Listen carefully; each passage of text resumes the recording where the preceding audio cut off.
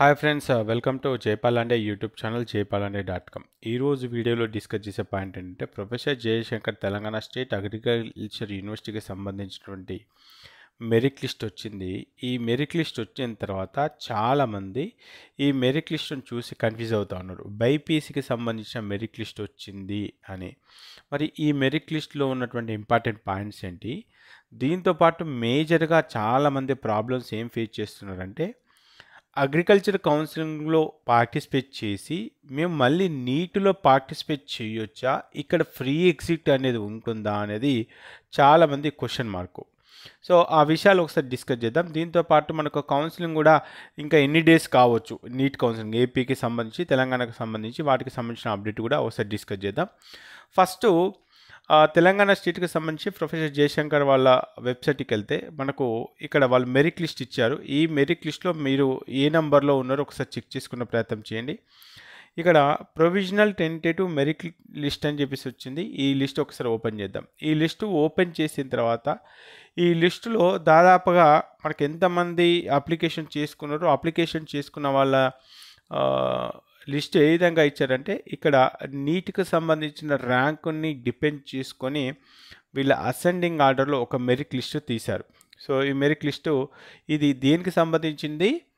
Agriculture related courses ఏవైతే ఉన్నాయో ఈ అగ్రికల్చర్ రిలేటెడ్ కోర్సెస్లో ఉన్నటువంటి కోర్సులో చేరడానికని ఈ మెరిట్ లిస్టు. మరి ఈ మెరిట్ లిస్టులో ఎక్కడ వరకు ఈ మెరిట్ లిస్ట్ ఉంది? దీంట్లో టోటల్గా 40 పేజెస్ డాటా అవుతుంది. ఈ 40 పేజెస్లో ఉన్నటువంటి డాటా ప్రకారంగా టోటల్గా దీంట్లో అప్లై చేసుకున్న వాళ్ళ మెరిట్ లిస్ట్ ఎంతవరకు ఉంది అంటే 11,876, అంటే దాదాపుగా 12,000 మెంబర్స్ మనకు అప్లికేషన్ చేసుకున్నట్టే వీళ్ళంతా కూడా మెరిట్ లిస్ట్లోకి వచ్చారు. ఈ మెరిట్ లిస్ట్లో ఉన్న వాళ్ళందరూ కూడా నేనేం చేశానంటే గ్రూప్లో ఒక ఎక్సెల్ షీట్ నేను షేర్ చేశానండి. ఫస్ట్ చాలామంది కన్ఫ్యూజ్ అవుతున్నారు.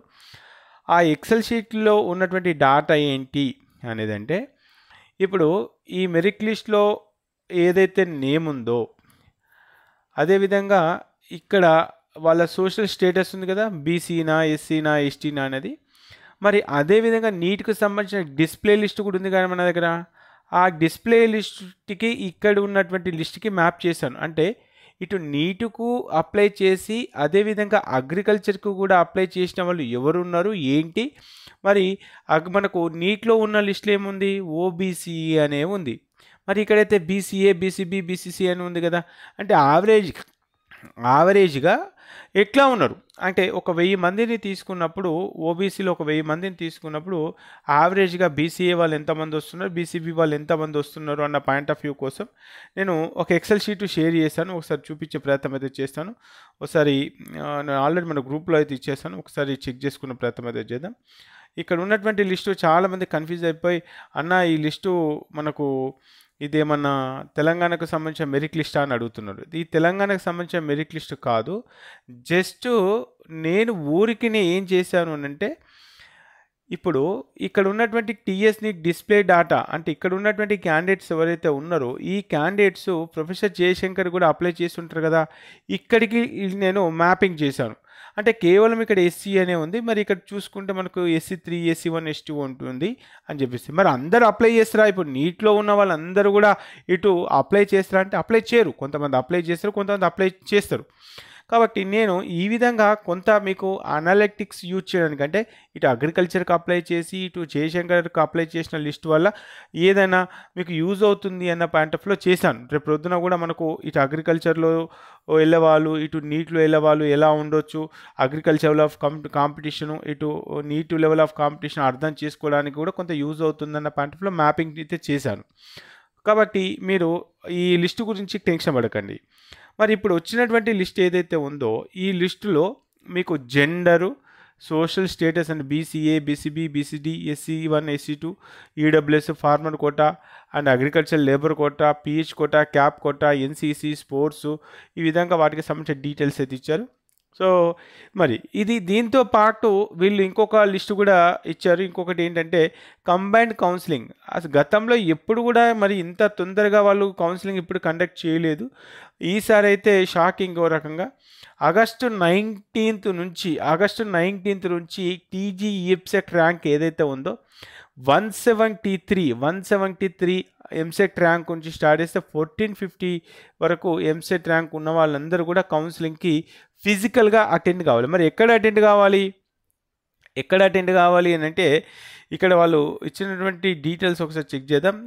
Combined counselling with the community who have the submitted an online application BiPC stream, only BiPC stream, Telangana agriculture university Hyderabad and veterinary, next horticulture, agriculture, వీటికి సంబంధించినటువంటి కోర్సులు చేయడానికి మనం ఎక్కడికి వెళ్ళాల్సి వస్తుందంటే ఇక్కడ ప్రొఫెసర్ జయశంకర్ వాళ్ళ క్యాంపస్ రాజేంద్ర నగర్ హైదరాబాద్లో ఉంది. ఈ హైదరాబాద్లో ఫిజికల్గా వాళ్ళు ఇచ్చినటువంటి సర్టిఫికేట్స్ లిస్టు తీసుకొని మీరు అటెండ్ కావాలి.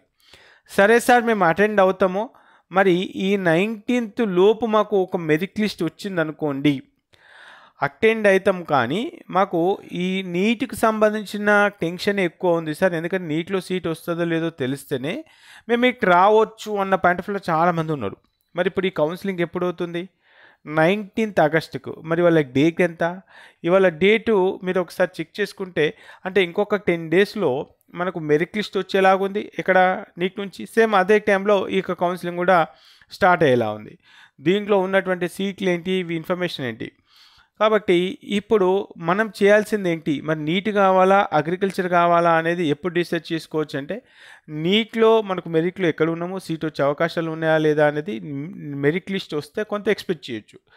ఇక మరి ఇది ఇలా జరగొద్దు అంటే మాకు నీట్ కౌన్సిలింగ్ అయిపోయిన తర్వాతనే మాకు ఏదోటి తెలుసుకోవడానికి అవకాశం ఉంటుంది అనుకుంటే ఇక్కడ మరి వాళ్ళకి సంబంధించినటువంటి ఒక మెయిల్ ఐడి అయితే ఉంది, admissions.pju.gmail.com. వాళ్ళకు రిక్వెస్ట్ మెయిల్ చేసే ప్రయత్నం చేయండి. ఎందుకంటే సార్ ఇట్లా మేము మళ్ళీ కౌన్సిలింగ్ అటెండ్ కావాలనుకుంటే మాకు ఫైనాన్షియల్గా బర్డెన్ అవుతుంది, అదేవిధంగా నీట్కి సంబంధించిన కౌన్సిలింగ్ స్టార్ట్ అయితే మాకు అక్కడ సీట్ వస్తే మేము అక్కడ కూడా వెళ్ళాల్సి వస్తుంది. ఆ బార్డర్లో ఉన్న వాళ్ళకు మేము ఎటు తెలుసుకోలేకపోతున్నాము అన్న పాయింట్ ఆఫ్ లో కూడా చాలామంది ఉన్నారు. అంతేకాదు ఇక్కడ ఇంకొక 2 మెయిల్ ఐడీస్ కూడా ఇచ్చాను. ఈ 2 మెయిల్ ఐడీస్ కూడా మేము మెయిల్ చేసి అంటే మీరు ఏదైతే ప్రాబ్లం ఫేస్ చేస్తున్నారో, అంటే ముందుగా ఈ అగ్రికల్చర్ కౌన్సిలింగ్ స్టార్ట్ కావడం వల్ల మేము ఎంబీబీఎస్, బీడీఎస్ లాంటి కోర్సెస్లో చేరేటప్పుడు మాకు ఇబ్బందిగా ఉంటుంది. ఎందుకంటే ఈ సర్టిఫికెట్స్ అన్ని కూడా ఈ కాలేజీలో ఇచ్చి మేము ఇక్కడే జాయిన్ అవుతాం. మరి మేము బార్డర్లో ఉన్న వాళ్ళకు రేపు ప్రొద్దున ఎంబీబీఎస్, బీడీఎస్ లాంటి కాలేజీలో సీట్ వస్తే మళ్ళీ మేము ఇక్కడ సీట్ క్యాన్సిల్ చేసుకొని వెళ్ళాల్సి వస్తుంది అనేది మీరు ఏదైతే ప్రాబ్లం ఫేస్ చేస్తున్నారో అది క్లియర్గా మెన్షన్ చేయండి. ఇక మరి ఇక్కడ ఫ్రీ ఎగ్జిట్ ఉంటుందా అంటే ఇక్కడ నేను అగ్రికల్చర్లో జాయిన్ అయిన తర్వాత వీళ్ళు ఫ్రీ ఎగ్జిట్ ఉంటుందా అంటే ఇది డిపెండ్స్ ఆన్ కౌన్సిలింగ్.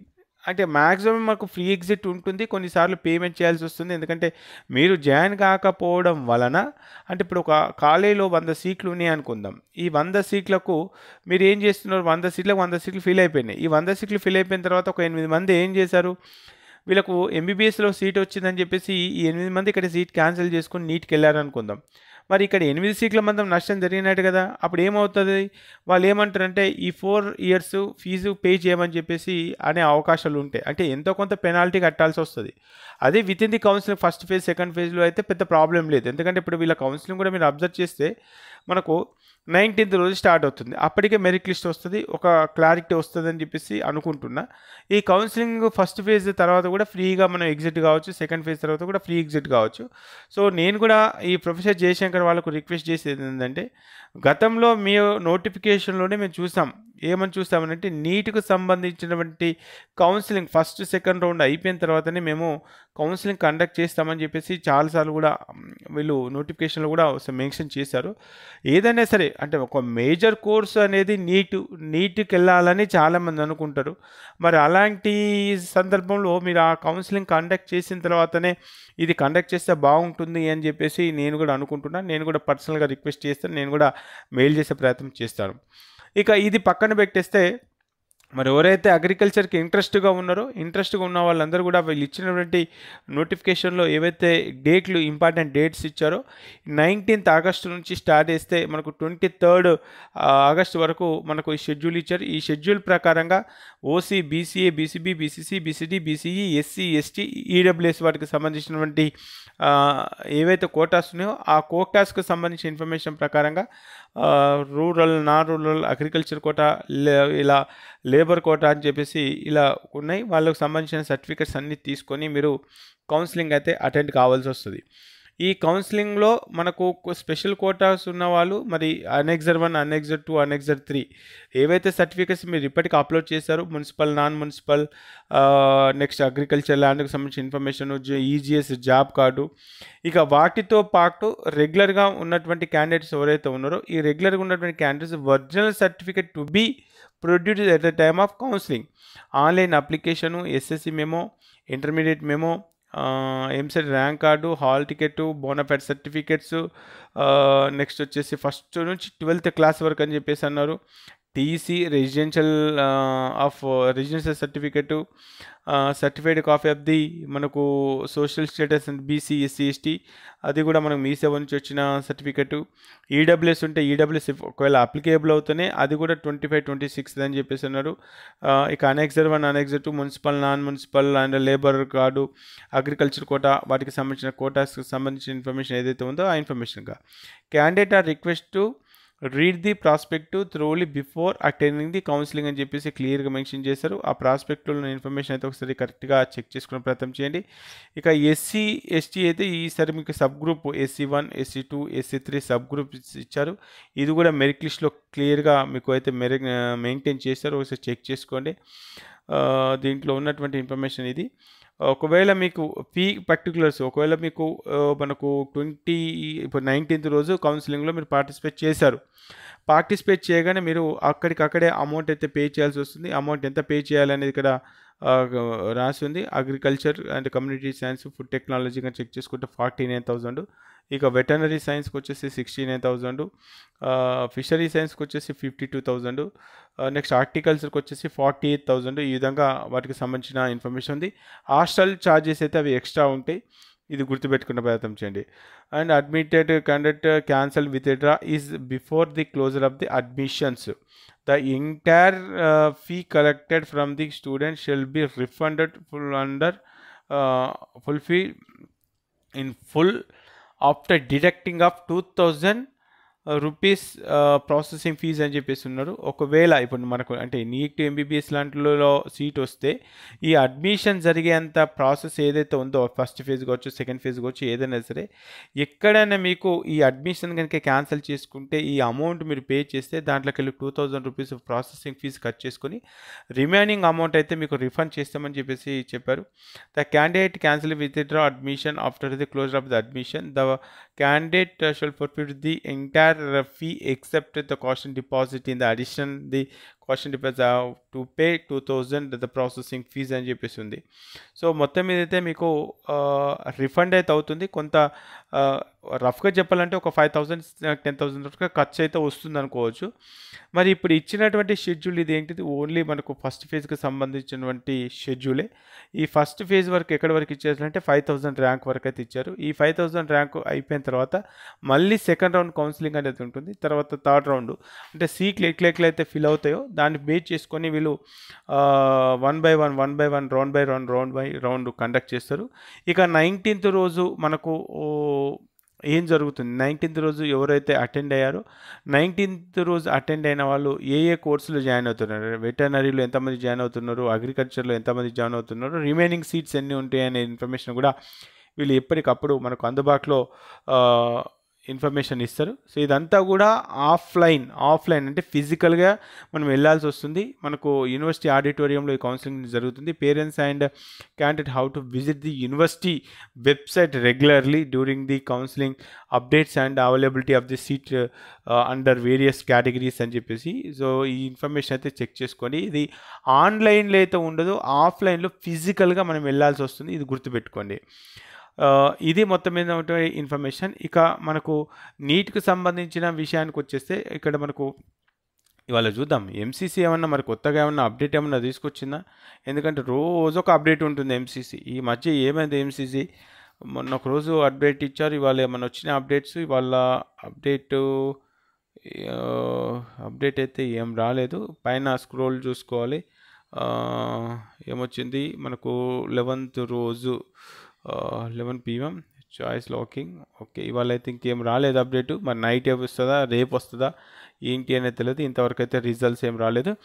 మరి ఎంసీసీ వాళ్ళ కౌన్సిలింగే ఇలా ఉంటే, అంటే మిగతా కొన్ని స్టేట్లలో హర్యానా, ఉత్తరప్రదేశ్ లాంటి కొన్ని స్టేట్లలో మెరిట్ లిస్టులు వస్తున్నాయి, కౌన్సిలింగ్ ప్రాసెస్ కూడా స్టార్ట్ అవుతుంది. కనీసం ఎంసీసీ ఇప్పటివరకు ఒక్క రౌండ్ కూడా కంప్లీట్ చేసుకోలేకపోయింది. ఇక మన తెలుగు రాష్ట్రాలకు సంబంధించి కనుక చెక్ చేసుకుంటే మన తెలుగు రాష్ట్రాల పరిస్థితి కూడా కోర్టులు కేసుల్లోనే ఉంది. ఇక్కడ కూడా మనం ఒకసారి చెక్ చేద్దాం. కేఎన్ఆర్హెచ్ఎస్కి సంబంధించి లేకపోతే టీఎస్ ఎంబీబీఎస్ అఫీషియల్ వెబ్సైట్ ఏదైతే ఉందో మనం అప్లై చేసుకున్నది అక్కడికి వెళ్ళి ఒకసారి చెక్ చేద్దాం. ఎంబీబీఎస్ ఏదైనా అప్డేట్ వచ్చిందా అంటే ఇక్కడైతే అప్డేట్ ఏం లేదు, డేటా అప్డేషన్ మట్టుకే ఉంది. మరి కేఎన్ఆర్హెచ్ఎస్కి సంబంధించి ఏదైనా అప్డేట్ ఉందా ఒకసారి చెక్ చేద్దాం. కేఎన్ఆర్హెచ్ఎస్ వాళ్ళది అఫీషియల్ వెబ్సైట్కి వెళ్ళి చెక్ చేసుకుంటే మనకు లేటెస్ట్గా అప్డేట్స్ ఏమొచ్చాయి ఒకసారి వ్యూ ఆల్ క్లిక్ చేద్దాం. లేటెస్ట్గా వచ్చిన అప్డేట్స్ ఓన్లీ పీజీ నీట్కి సంబంధించి ఎండి ఇవి వచ్చినాయి. 7th రోజు ఒక update MBBS BDS authority quota, ఇది ఫిజికల్ హ్యాండ్ కాపుడు వాళ్ళది ఒక అప్డేట్ ఉంది, దాని మించి ఏం లేదు. మరి అదేవిధంగా ఎన్టీఆర్హెచ్ఎస్ వాళ్ళకు సంబంధించి ఏం డేటా ఉంది, ఎన్టీఆర్హెచ్ఎస్ వీళ్ళది చెక్ చేసుకుంటే వీళ్ళ వెబ్సైట్లో కూడా ఎలాంటి అప్డేట్ అయితే లేదు. మరి ఇది ఎన్ని రోజులు కావచ్చు అనేది కూడా నేను ఎక్స్పెక్టెడ్ చెప్తాను. ఇప్పుడు ఒకసారి చెక్ చేద్దాం. ఫస్ట్ వీళ్ళకి సంబంధించి ఎంబీబీఎస్ బీడీఎస్కి సంబంధించి ఏమైనా అప్డేట్ ఉందంటే ఇక్కడ కూడా ఎలాంటి అప్డేట్ లేదు. ఆల్మోస్ట్ ఇటు బీక్యాట్ ఏక్యాట్ అన్నీ కూడా మీకు అప్లికేషన్స్ అయితే అప్రూవల్ అయితే అయిపోయాయి. ఇక నాకు తెలిసి ఈ 2 తెలుగు రాష్ట్రాలకు సంబంధించిన అప్లికేషన్ ప్రాసెస్ అయితే పర్ఫెక్ట్గా కంప్లీట్ అయిపోయింది అయితే అనుకోవచ్చు. Right, MDS free exit list. Free exit అనేది ఈ విధంగా ఇస్తారు ఎండిఎస్లో, అంటే డెంటల్ పీజీలో మనకు ఫ్రీ ఎగ్జిట్ ఇచ్చారు. అట్లానే మనకు ఫ్యూచర్లో మనకేమని ఇస్తారంటే బిఫోర్ 3rd ఫేజ్ ఇక్కడ చెక్ చేసుకుంటే వెబ్ ఆప్షన్స్ నోటిఫికేషన్స్ ఇక్కడ చూడండి, ఇది ఏ ఫేజ్ నడుస్తుంది ఇప్పుడు వాళ్ళకు 3rd ఫేజ్. 3rd ఫేజ్కి బిఫోర్ ఏం చేస్తారంటే ఫ్రీ ఎగ్జిట్ ఇస్తారు. సో ఇలానే మనకి ఎంబీబీఎస్లో కూడా ఇస్తారు.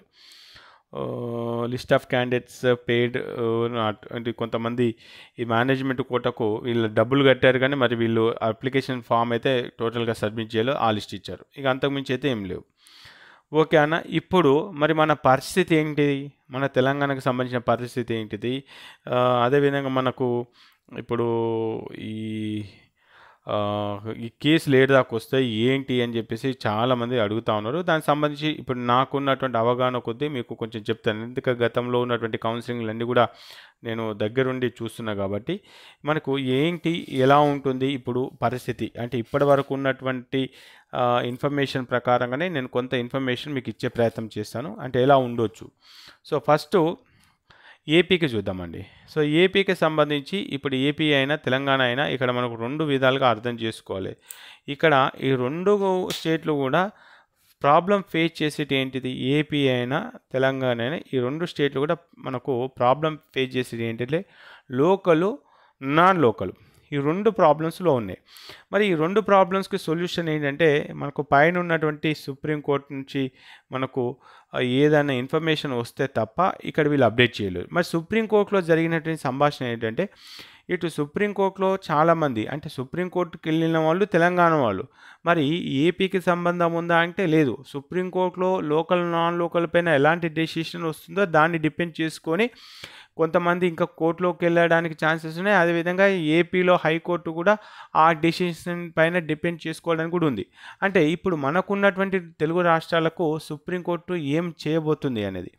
అయితే ఇంతవరకు సుప్రీంకోర్టులో జరిగినటువంటి సంభాషణ ఏంటి అనుకుంటే కనుక సుప్రీంకోర్టులో ఎంతమంది లాయర్లు అయితే కేసులు వేశారో వాళ్ళు వేసినటువంటి కేసులు అంటే వాళ్ళు ఇచ్చినటువంటి అఫిడవిట్లు, వాళ్ళు ఇచ్చినటువంటి లెటర్స్ ఇవన్నీ వీటితో పాటు మళ్ళీ వీళ్ళు ఏం చేశారంటే ఒక 2 pages డాక్యుమెంట్ ఇచ్చారు. అందరూ ఆల్ లాయర్స్ ఇచ్చేసి సుప్రీంకోర్టుకి సబ్మిట్ చేసి ఎప్పుడు ఫ్రైడే రోజు సబ్మిట్ చేశారు. ఫ్రైడే రోజు సబ్మిట్ చేసిన తర్వాత ఇప్పుడు సుప్రీంకోర్టు ఏం చేయాలా, ఎవరైతే లెటర్స్ తీసుకొచ్చాయో ఆ లెటర్స్ అంటే ఇంతకుముందు ఉన్నటువంటి వాదన ప్రతివాదనను డిపెండ్ చేసుకొని ఈ సుప్రీంకోర్టు మరి కొంతమంది జడ్జిలతోని కూర్చొని మరి తెలంగాణకు సంబంధించిన సమస్య ఇలా ఉంది, మనం వాళ్ళు ఒక్కొక్కరు ఒక్కొక్క రకంగా వాదించారు, మనం ఫైనల్గా ఏ డిసిషన్ తీసుకుంటే బాగుంటుంది అనేది ఒక కంక్లూజన్కి వస్తారు. ఆ కంక్లూజన్కి వచ్చేసి మనకు మ్యాక్సిమం నేను అనుకుంటున్న మ్యాక్సిమం మనకు ఇక ఏదైనా ఇష్యూ కనుక ఉంటే అదే రోజు క్లియర్ అయిపోద్ది అనుకుంటున్నా. ఒకవేళ లేదు క్లియర్ కాలేదు అనుకుందాం, క్లియర్ కాకపోతే మనకు ఈ 2-3 రోజులు అంటే ఎప్పుడు ఇచ్చాం మనం డాక్యుమెంట్స్ అన్నీ కూడా ఫ్రైడే రోజు ఇచ్చాం. ఫ్రైడే అంటే వాళ్ళ మండే, ట్యూస్డే అంటే థర్స్డే ఆర్ ఫ్రైడే, నేను అనుకుంటున్నా థర్స్డే ఆర్ ఫ్రైడే రోజు ఈ డాక్యుమెంట్స్ అన్నీ కూడా కరెక్ట్గా చదివి వాళ్ళు ఫైనల్ డెసిషన్ తీసుకుంటేనేమో ఓకే. ఒకవేళ లేదు మళ్ళీ ఏమైనా హియరింగ్ అంటే కొన్ని డౌట్స్ ఉన్నాయి, ఈ తెలంగాణకు సంబంధించిన పీపుల్ ఎవరైతే వీళ్ళు కోర్టుకు వచ్చారో వాళ్ళతో మాట్లాడాలి, లాయర్లతో మాట్లాడాలి అంటే ఇంకో రకంగా ఉంటుంది. లేదు ఇప్పటికే వీళ్ళంతా లేట్ అయిపోయింది అని అనుకుంటే వీళ్ళు ఈ థర్స్డే ఫ్రైడే రోజు ఏదో ఒక డెసిషన్ ఇచ్చే అవకాశాలు ఉన్నాయి. సరే ఇప్పటికే కౌన్సిలింగ్ లేట్ అయిపోయింది కాబట్టి మనకు ఫ్రైడే రోజు సుప్రీంకోర్టు మీరు లోకల్ అంటే వీళ్ళు ఉంటారు, నాన్ లోకల్ అంటే వీళ్ళు ఉంటారు, మీరు ఈ విధంగా ముందుకెళ్ళండి అని చెప్పేసి కేఎన్ఆర్హెచ్ఎస్ ఇటు సుప్రీంకోర్టు వీళ్ళు ఒక మ్యూచువల్ అండర్స్టాండింగ్తో ఒక డెసిషన్కి వచ్చారనుకోండి, ఆ డెసిషన్ అందరికీ సబాబుగా ఉంటే ఓకే. ఒకవేళ లేదనుకోండి మళ్ళీ లొల్లి షురు అవుతుంది. సరే అన్న ఈ రెండు కూడా బాగానే ఉన్నాయి, అంటే కేఎన్ఆర్హెచ్ఎస్ వాళ్ళు బాగానే యాక్సెప్ట్ చేశారు, అదేవిధంగా సుప్రీంకోర్టు ఇచ్చిన గైడ్లైన్స్ కూడా బాగానే ఉన్నాయి, లోకల్ నాన్ లోకల్ పర్ఫెక్ట్గా డిజైన్ చేశారని చెప్పేసి మనకు ఫ్రైడే రోజు పక్కాగా తెలిసిందనుకోండి.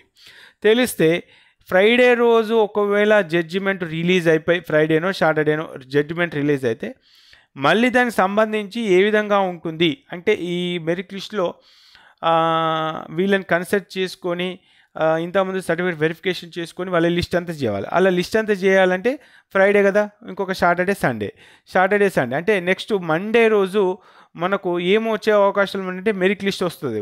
నెక్స్ట్ మండే వరకు మెరిట్ లిస్ట్ వస్తుంది. మెరిట్ లిస్ట్ వచ్చిన తర్వాత మళ్ళీ ఒక 2 days ఏం చేస్తారంటే ఈ మెరిట్ లిస్ట్లో ఏమన్నా అబ్జెక్షన్స్ ఉన్నాయా అని చెప్పేసి కూడా అడుగుతాడు. అబ్జెక్షన్స్ ఏం లేవు, ఇటు ఏపీ తెలంగాణ రెండింటికి చెప్తున్నాను, ఒక 2 రోజులు 3 రోజులు అటు ఇటు కావచ్చు, అబ్జెక్షన్స్ ఏం లేవు అన్నాడు అనుకోండి.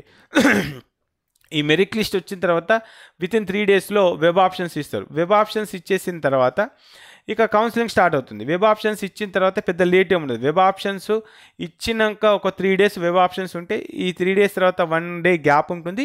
నెక్స్ట్ 4th రోజు రిజల్ట్ రానే వచ్చేస్తుంది. అంటే ఈ వీక్లో అయితే మనకి ఎలాంటి అప్డేట్ అయితే ఉండకపోవచ్చు. ఈ వీక్లో నెక్స్ట్ వీక్లో కౌన్సిలింగ్ కనుక స్టార్ట్ అయితే వచ్చే మండే కాక నెక్స్ట్ మండే అంటే ఇంకొక 14 days తర్వాత మనకు రౌండ్ 1 రిజల్ట్ రావచ్చు, ఎలాంటి డిస్టర్బెన్స్ లేకపోతే. ఈ మధ్య ఇప్పుడు నేను చెప్పినట్టుగా డెసిషన్స్లో కానీ వీళ్ళు చేసుకునే డిస్కషన్లో కానీ ఫైనల్ లిస్ట్లో కానీ ఏదైనా ఇష్యూస్ ఉంటే ఇంకొక వారం రోజులు పట్టవచ్చు. సో మొత్తం మీద అయితే ఈ సెప్టెంబర్లో కౌన్సిలింగ్ అయితే కొంచెం కష్టమే ఉంది. ఎందుకు కష్టం ఉందంటే ఇప్పుడే నేను చెప్పాను, దాదాపు ఇప్పటి నుంచి చూసుకునే ఒక 10 రోజులు అయితే మెరిట్ లిస్ట్ రావడానికి టైం పట్టేలాగా ఉంది. 10 రోజులు అంటే మెరిట్ లిస్ట్ వచ్చేసి కౌన్సిలింగ్ స్టార్ట్ కావడానికి 10-15 రోజులు అయ్యేలా ఉంది. మరి ఇదే 10-15 days అయితే ఈలోపు ఏదైనా ఇష్యూ జరిగితే అది ఇంకొక 5 daysకి పోతుంది. అంటే ఈ మంత్ ఎండ్లో జరిగితే కౌన్సిలింగ్ జరగవచ్చు, లేదు అని అంటే సెప్టెంబర్ 1st weekలో జరుగుతుంది. ఇక మరి సరే ఈ మంత్ ఎండ్లో మనకు జరిగింది అనుకుంటాం, ఈ మంత్ ఎండ్లో ఏ కౌన్సిలింగ్ జరుగుతుంది? కేటగిరీ ఏ జరుగుతుంది. కేటగిరీ ఏ ఈ మంత్ ఎండ్లో జరిగితే కేటగిరీ బి అంటే మేనేజ్మెంట్ కోటా ఎప్పుడు జరుగుతుంది? September 1st week are 2nd weekలో జరుగుతుంది. ఈ మెరిట్ లిస్టులో కూడా ఫస్ట్ ఏ క్యాట్ మెరిట్ లిస్ట్ వస్తుంది, తర్వాత బీ క్యాట్ మెరిట్ లిస్ట్ వస్తుంది. ఫస్ట్ ఏ క్యాట్ వెబ్ ఆప్షన్స్ ఉంటాయి, దాని తర్వాత బీ క్యాట్ వెబ్ ఆప్షన్స్ ఉంటాయి. సో ఈ month ending plus be cat అయితే నెక్స్ట్ మంత్ మనకు సెప్టెంబర్ 1st weekలో వెబ్ ఆప్షన్స్ అంటే ఎలాంటి డిస్టర్బెన్స్ లేకపోతే ఉండొచ్చు. ఇంత పెద్ద ప్రాసెస్ ఉంది.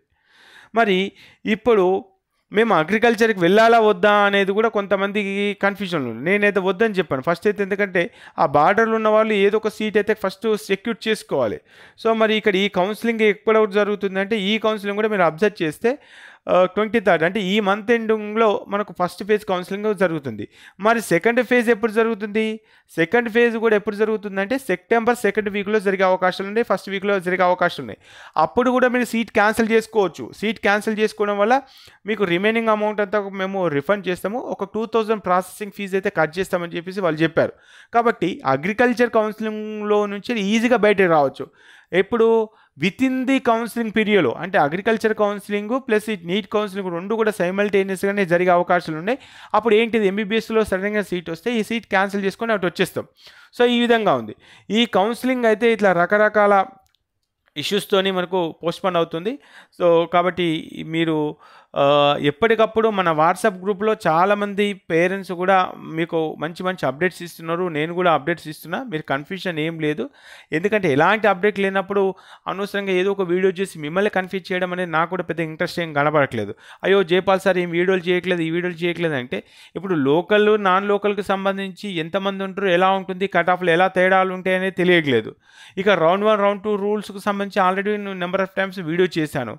ఇప్పుడు అటు ఎంసీసీకి కౌన్సిలింగ్ అనేది జరుగుతుందా అంటే ఆ కౌన్సిలింగ్ పోస్ట్‌పోన్ చేసుకుంటూ వెళ్ళిపోతున్నాడు. అక్కడ సీట్ అలాట్మెంట్ అయిన తర్వాత మరి మనకు డిస్ప్లే లిస్ట్‌లో ఎంతమందికి అక్కడ సీట్ వచ్చింది, ఇటు ఏపీ నుంచి ఎంతమంది సీట్ వచ్చింది మరి అనేది కూడా మనం ఒక అనాలిసిస్ చేసుకోవాలన్నా కూడా ఏదో ఒక అప్డేట్ ఉంటేనే మనం దీనిపైన వీడియోలు చేయడానికి నాకు ఒక ఇంట్రెస్ట్ వస్తుంది.